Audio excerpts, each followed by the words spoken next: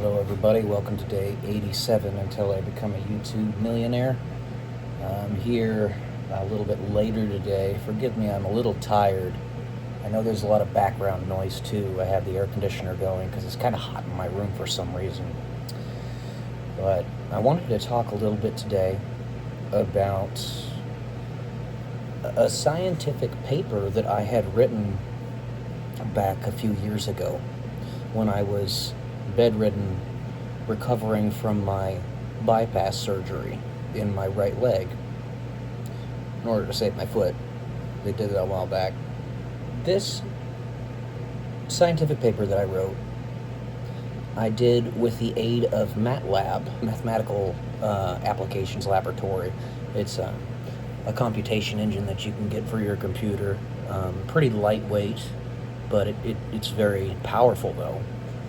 And I used this program to show that in 100 generations, with proper selective breeding, you could artificially select border collies to make them as smart as human beings within 100 generations. There are some limitations that have made it so that I haven't really been able to put much effort into doing this, because I did actually want to apply it and actually make it happen, at least start it during my lifetime. If you have enough people that are actually part of the program, then you could actually get it done in one lifetime.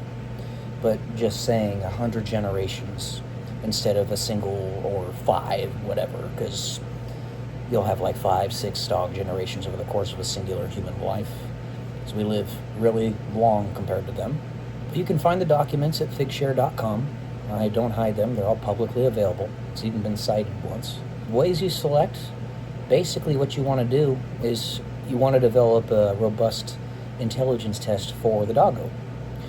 And it's difficult to actually give a good intelligence test because their intelligence is very hard to compare to a human being's or the way we test intelligence. But border collies, by far, are the most intelligent, by like a mile, of all the different dog breeds.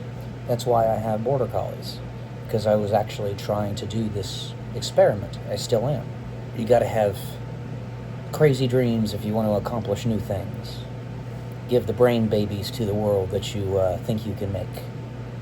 If I can't make real babies, I'll make brain babies. But anyway, so you can give them a mirror test. If they can recognize their reflection in the mirror, know that it's not another dog, and that it is actually them, that requires a humongous amount of brain power. There's only a handful of animals in the animal kingdom that can even do that. Human beings, dolphins, elephants, some great apes, not all of them, but some great apes, and occasionally dogs. There's actually video of a golden retriever that was dressed in a tutu, just for fun, by its doggo parents. And it recognized its reflection in the mirror, and it was looking around at its form, putting a little purse on its side and whatnot, and just ogling itself. So dogs can recognize reflections every once in a while too, if they're smart enough. Golden retrievers are one of the smartest dogs. They're like 2 or 3. You got border collies, German shepherds, golden retrievers, poodles, and a handful of others that I can't think of off the top of my head, but those are like the top. And then you can see if they can understand if-then statements. Now that was mind-blowing to me when I discovered just a few days ago that Atlas, my male border collie, that's the child of Chiron, can understand if-then statements. He had made an accident in the room several months ago, and I told him, because he was trying to tell me that he needed to go potty. The way he tells me is he lays on me like really aggressively, because he can't tell me otherwise. I used to have Chiron press little buttons that said my voice, potty, right? And she would do that whenever she had to go. So she knew how to use the buttons, how to say that word with the button. Atlas would figure that out really quick as well. Those buttons are buried. I need to get them back out and see if I can give that to Atlas. But anyways, what I was saying with the if-then statements. I told him, literally, I sat him down with me, and I said to him, if you can't get me to get you to take you outside to go potty, then in an emergency, you go into the crate and go in there so it's much easier for me to clean it up. That's exactly what he did. My dog, Atlas Relaxus, my pet name for him, understands if-then statements. That is mind-blowing. It takes a lot of brain power to be able to do that. We do it pretty easily because we're humans. We are the smartest animals in the animal kingdom by a large margin. But for any other animal in the animal kingdom to be able to do that is mind-blowing, quite literally. And he did it. And piggybacking off of that, Neil deGrasse Tyson, love him or hate him, he had some good scientific experiments that he's done, did a deductive reasoning test with a border collie back in 2010, I believe it was. Chaser. I actually have a book on Chaser, written by the psychologist that owned her when he was alive. He passed away several years ago.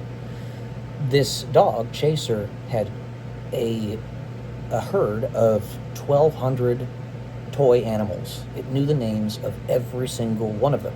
Neil deGrasse Tyson put a bunch of them, I'll make sure that I link this video for you guys, by the way, put a bunch of them behind the sofa, and he looked at Chaser in the eyes and said, "Find X toy." Chaser found the toy easily, no problem. Just went behind the couch, brought it back to him. But then, after 3 or 4 tests of this, just to ensure that everything was good to go, he put a random toy behind the sofa that Chaser had never seen before, mixed up with a bunch of other toys that she knew. Neil deGrasse Tyson looked her in the eyes and said, "Find Einstein," which was the toy. And she was like, what? But she went back anyway, looked at the toys, sniffed around, and came back, looked at him like, "Are you, what? What do you want me to find?" No joke. The dog did that. And then he said to her again, "Find Einstein." Process of elimination. She went back behind the sofa, brought Einstein to him. She'd never seen that toy before. So border collies, mind-blowingly intelligent. So if they can understand, they can see their reflection, and they know their reflection to be another dog in the mirror. They can understand if-then statements. They can do deductive reasoning. And here's another one. They understand portion sizes. So if you give them 2 plates of food, one with noticeably larger amount of food on the plate than the other, and they're both the same distance apart from the doggo, and you tell them, go ahead and pick a plate to eat. And if they consistently pick the one with more food in it, as long as they're actually hungry, and it's a food that they like, so you get rid of the confounding variables, then they understand portion size. And that is a simpler test that you can give your dog. You just got to make sure that they're the same distance away and all that. And here's another one, a very critical way to determine an animal's intelligence is if they can defer gratification. So if you tell an animal, for instance, and my dog can understand if-then statements, so I might be able to tell him this, and he might understand it. If you wait 10 minutes, he doesn't understand time, but if you wait 10 minutes or wait till I come back, I'll give you 2 marshmallows instead of 1. And there's 1 marshmallow sitting in front of him. If the dog can understand what you said, for 1, and for 2, actually does wait for you to come back, that's deferral of gratification for a bigger reward if they could wait. That requires a lot of brain power, because most of us think in the moment. So, if you could find a way to test for that in an animal, in a dog, then you could find the most intelligent of the group. Whichever one does that fastest or most consistently, And then if they can understand how to use a TV. And what I mean by that, television. What I mean by that is they know that it's not a window. They know that it's just like pictures, a presentation to them. It's not somebody in a window talking to them, but it's like, or it's not a mirror or anything like that. But if they understand it as a mirror, which by the way, my dog Atlas routinely, because I have a mirror right here, right above this camera, and my television's right over here. And he routinely looks in the mirror and then looks back at the television, looks in the mirror, looks back at the television, because he's like, what the heck is that? Because he's like, this isn't a mirror, this isn't a window. What? And he watches the television occasionally. So Atlas is incredibly smart. Border Collies, by and large, by a mile, are the smartest of the dogs out there. But then Atlas is well above average for a Border Collie. He's very smart. And that's why I want to breed him. So and then you have to go beyond this, an experimental design.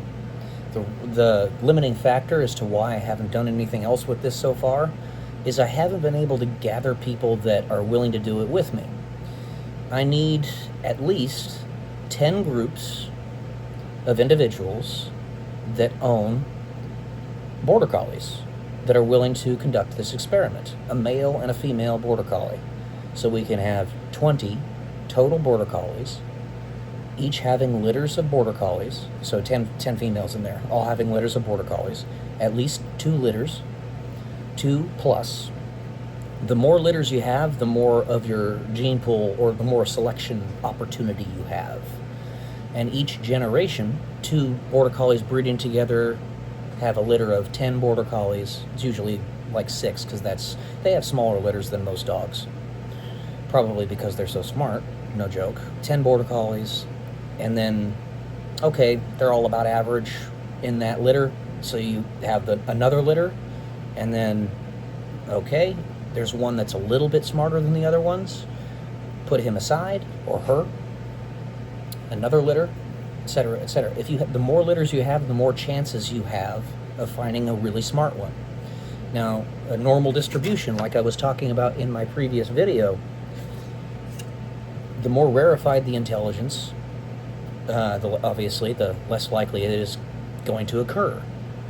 So a Border Collie, you could assume, has an IQ of 25. If you want to put him on an IQ bell curve, which is really hard to do because you can't really equate human IQ to dog IQ, nevertheless, let's say that. So that means a standard deviation for them would be like 3 IQ points. And you find a Border Collie that instead of being 25 IQ is 35, that's a genius. That's a genius Border Collie. And then you use that one to create the next generation of Border Collies. And you keep doing that over and over and over. Try to keep the population well above the minimum viable population, which for human beings, the best I can remember is 17 individuals. 8 men and 9 women, I believe. If I'm not mistaken, you'll have to look that up. Check, and they have to breed together. That's how you have enough genetic diversity to prevent unhealthy things from happening. Just wanted to run that by you guys. If there's anybody out there who's willing to conduct this experiment with me, I'm trying to find willing participants. If we do it right, we might even be able to get them to an IQ of 60 before we pass away, which would be roughly equivalent to the Neo dogs in Starship Troopers, the book. If you read the book, there's actually Neo dogs that are about as intelligent as a human moron and can actually speak words in that book. A human moron, by the way, I said this before, is still incredibly smart compared to any other animal. So if a Border Collie is that smart, or a dog is that smart, that's a very, very smart dog. And they said that dog was 6 times as intelligent as any other dog breed. At least that's what they said in Starship Troopers. There's potential to make this really something if I can get people to actually do it with me. And hearkening back also to evidence for this being even possible, that's how Border Collies themselves came to be. A bunch of farmers, a bunch of herders, sheep herders in Scotland, on the border between Scotland and Great Britain or England, got together with their most intelligent dogs. There was this one dog, his name was Old Hemp. They all noticed was way smarter than the rest and way better at herding sheep. So they were all like, we want to get Border Collies bred with that guy. And that's how Border Collies were made. Old hemp had 200 children. At least. You can create an entirely new species by doing something like that. And border collies are so intelligent that they are very nearly a different species from other dogs. They're not, but they're getting there. So anyway, that's all I got for today, guys. Like I said, I'm a little tired. It was a busy last couple days. Let me know what you think. Please hit me up if you are willing to do this with me. But, yeah. Love y'all. Peace.